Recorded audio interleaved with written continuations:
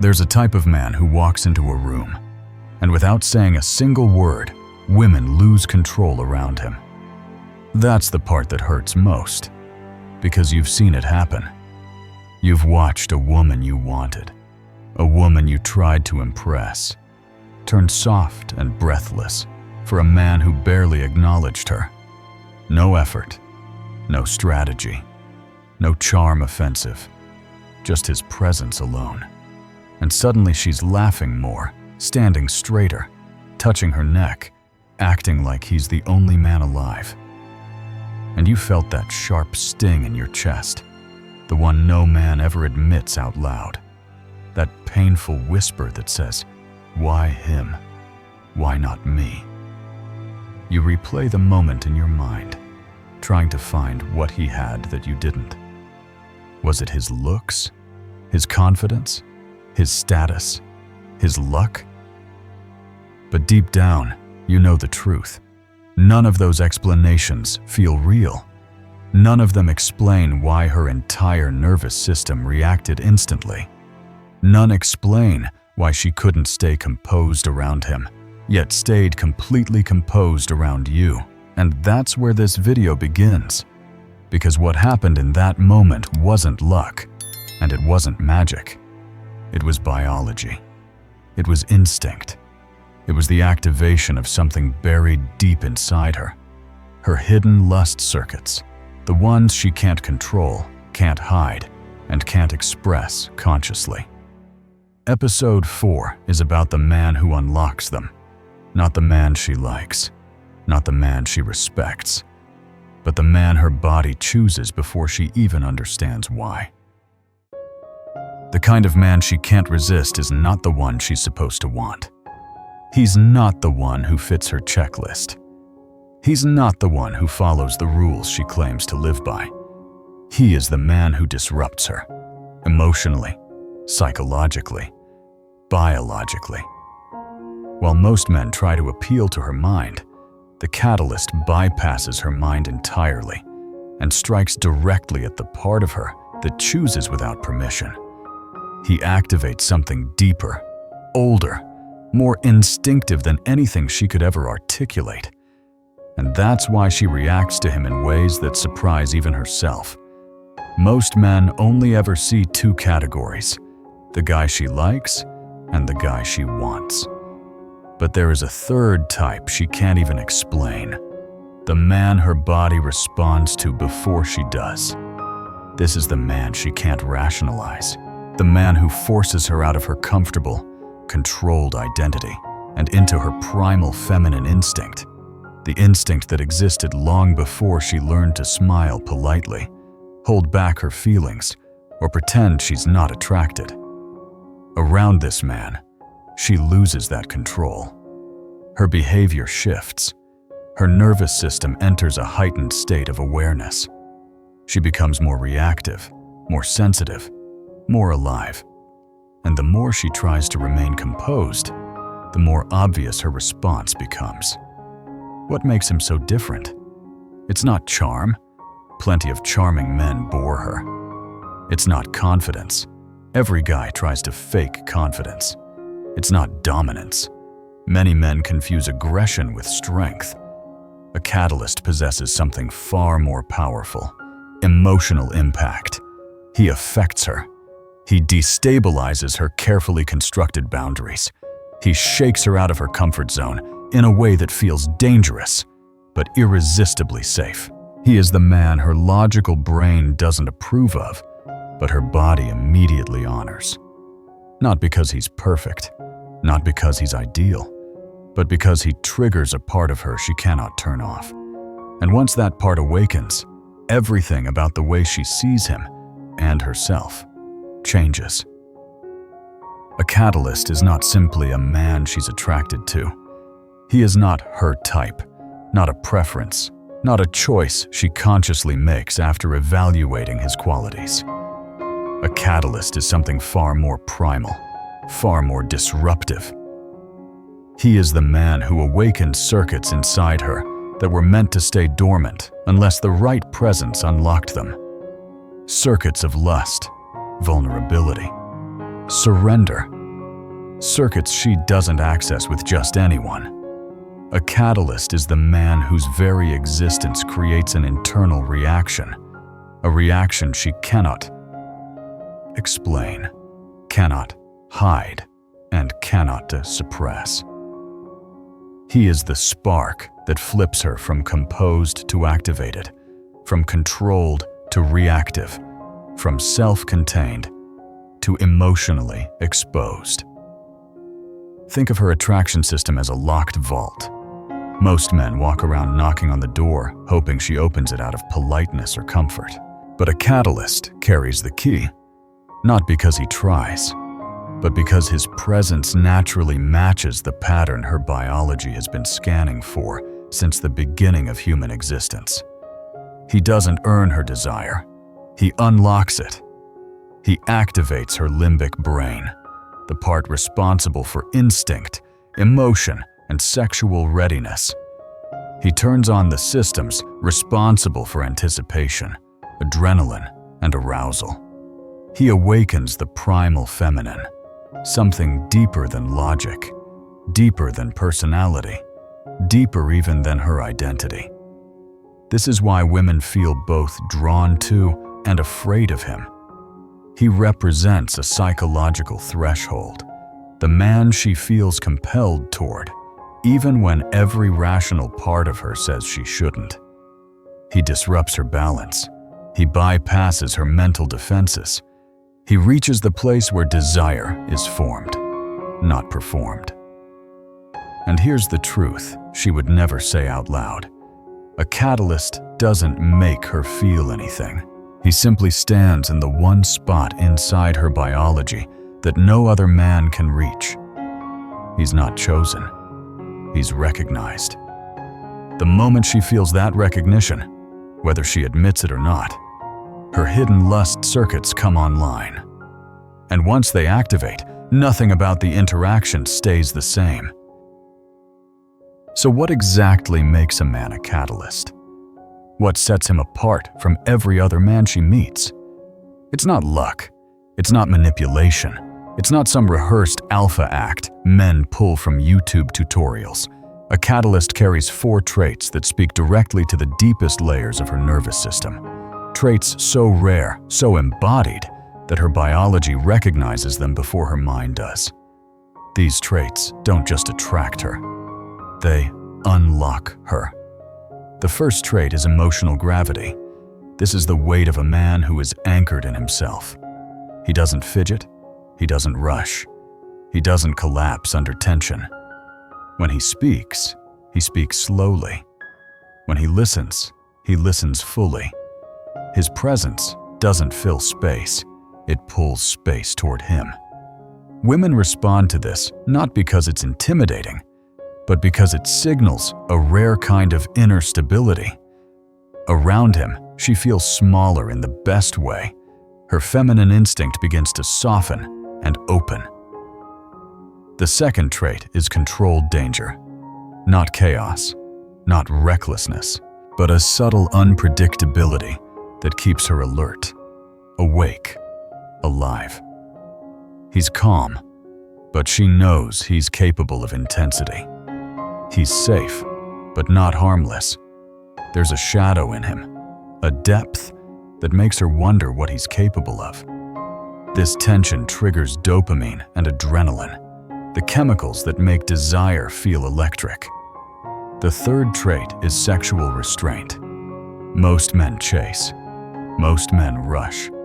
Most men crumble under hunger. But a catalyst holds back. He doesn't lunge at opportunities. He lets moments breathe. He lets tension build. He knows desire grows strongest in the space between what she feels and what she thinks will happen. His restraint doesn't cool her desire. It ignites it. The fourth trait is penetrating awareness. He doesn't just look at her. He sees her. Not her makeup. Not her surface performance. He sees the part of her she hides from everyone. His gaze feels like it cuts through her armor. His attention feels precise, focused, unshakable. It makes her feel exposed, and and deeply desired at the same time. Together, these traits create the catalyst effect, the rare man whose presence alone awakens the part of her she thought she could control. A catalyst activates her lust circuits because he touches a part of her brain that no ordinary man can reach. Attraction doesn't start in her thoughts. It doesn't come from logic, compatibility, or conscious choice. It begins in the limbic system, the primal core responsible for fear, desire, threat detection, and arousal. And the catalyst is the only type of man who stimulates all four at once. His emotional gravity tells her nervous system, "This man is stable enough to handle me." His controlled danger whispers, "But he could ruin me if he wanted to." These two forces, stability and unpredictability, collide inside her like chemical fire. The result? A surge of dopamine, adrenaline, and oxytocin, nature's most intoxicating cocktail. Her body becomes hyper-aware of him. Her senses sharpen. Her attention locks onto his presence the way prey tracks a predator, not out of fear, but out of instinct. This is why she can't stop glancing at him, why she laughs more around him, why she gets nervous, why she loses her usual composure. It's not him she's reacting to. It's the chemical storm he triggers inside her. Most men trigger nothing. Some trigger comfort. But a catalyst triggers arousal and anticipation simultaneously. And this combination pulls her into a psychological state evolution designed for mating, not dating, not romance, not conversation. Mating. That's why her logic shuts down. That's why her behavior becomes inconsistent. That's why she feels both drawn to him and terrified of how much she wants him. He activates every ancient survival mechanism she inherited from generations of women who had to recognize the kind of man who could lead, protect, and impact them. Not the polite man, not the predictable man. The man with depth, danger, restraint, and awareness. When these four traits hit her system at the same time, her body doesn't just become attracted, it becomes unlocked. Her hidden lust circuits come online, circuits she doesn't show to weak men, circuits she doesn't show to safe men, circuits she doesn't show even to the men she loves. Only the catalyst gets access. Only he can awaken the part of her she was never supposed to reveal. When a woman is in the presence of a catalyst man, her entire behavior shifts, often in ways she doesn't recognize, and definitely in ways she doesn't want others to notice. This isn't flirting. This isn't conscious attraction. This is her nervous system responding before she can control it.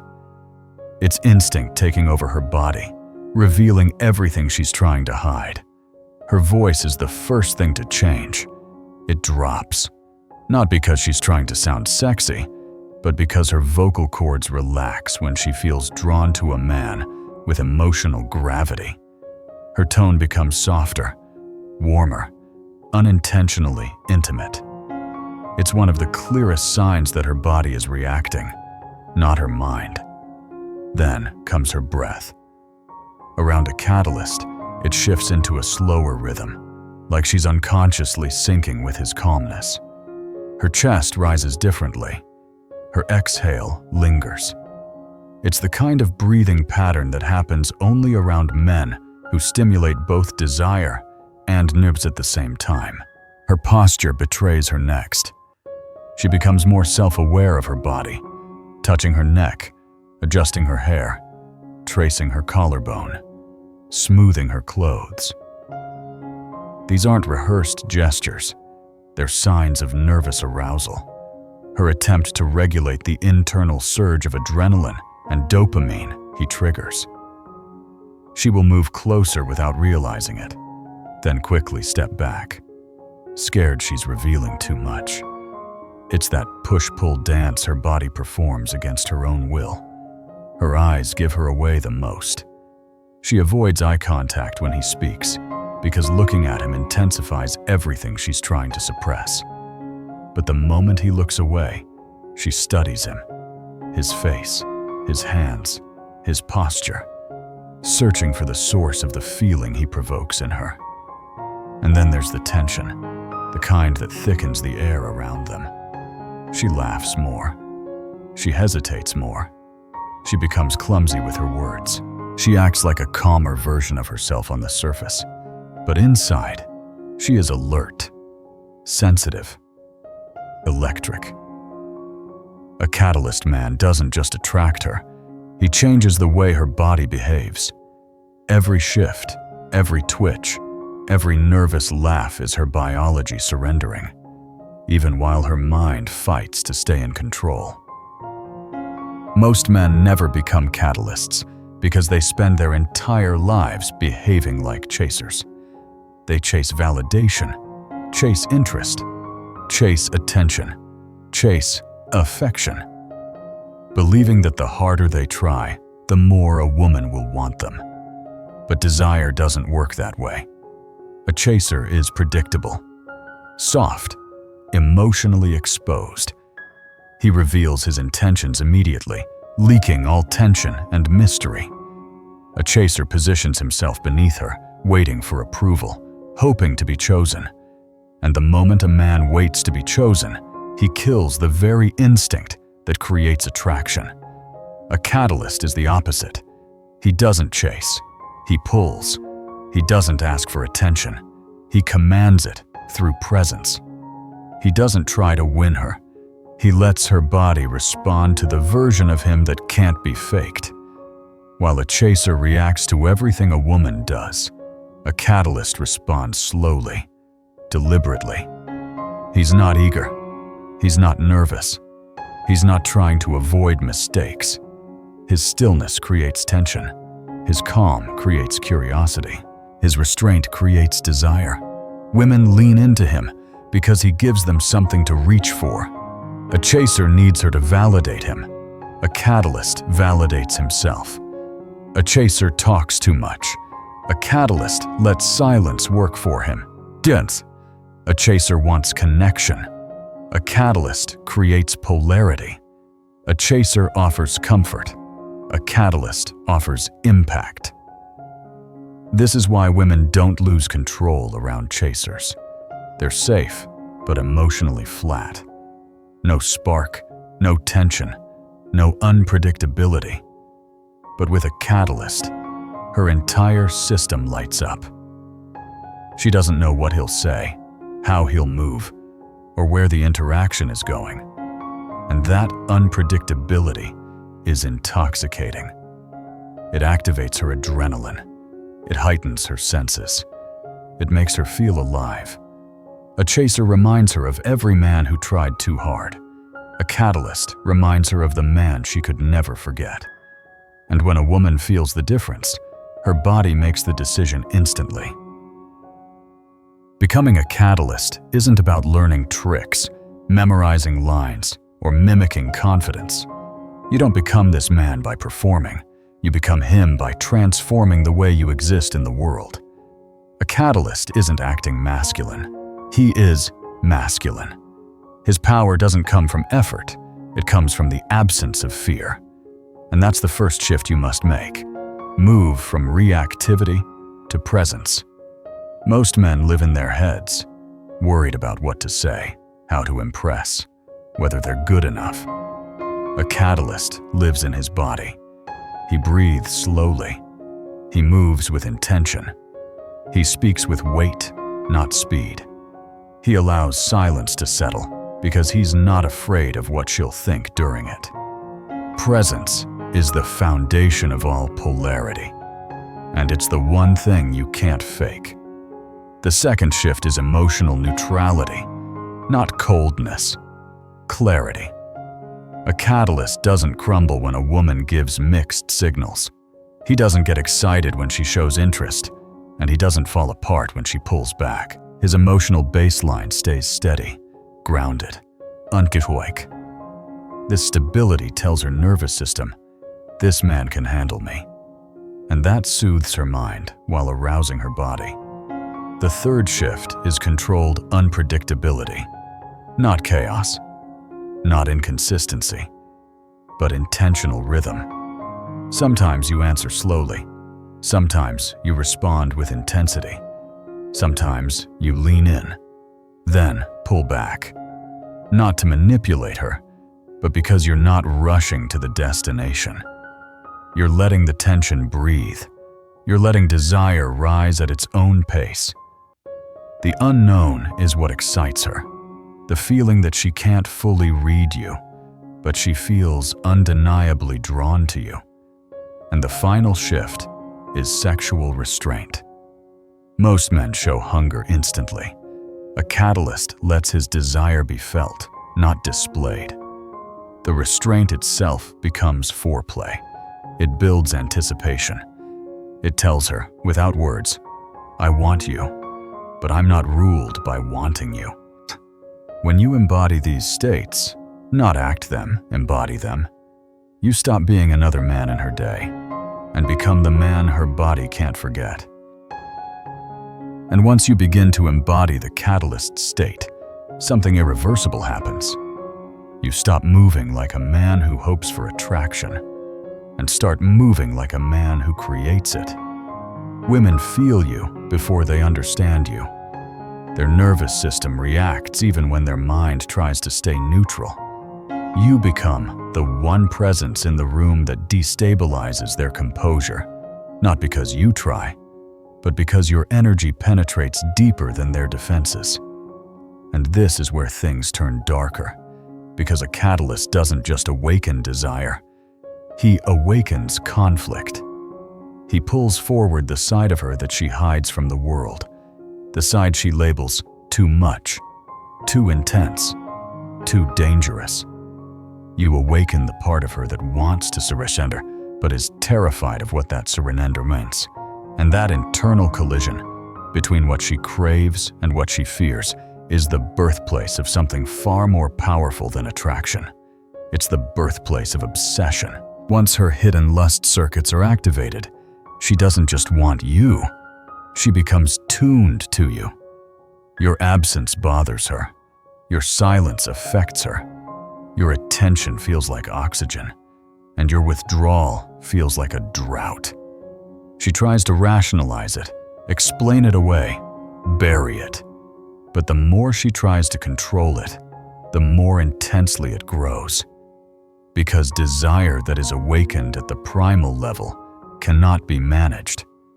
It takes on a life of its own. And this is where episode 5 begins. Because when a woman enters this state, when instinct overrides identity, when longing overrides logic, she moves through a predictable cycle of hidden stages that almost no man on earth understands. These stages determine whether she becomes deeply attached to you, or whether the intensity consumes her and collapses the connection entirely. Episode 4 showed you the man who unlocks her. Episode 5 will show you the secret map of what happens after she's unlocked, the 5 stages of hidden female desire that decide everything. You've just stepped into a level of understanding most men will never reach. But this journey doesn't end here.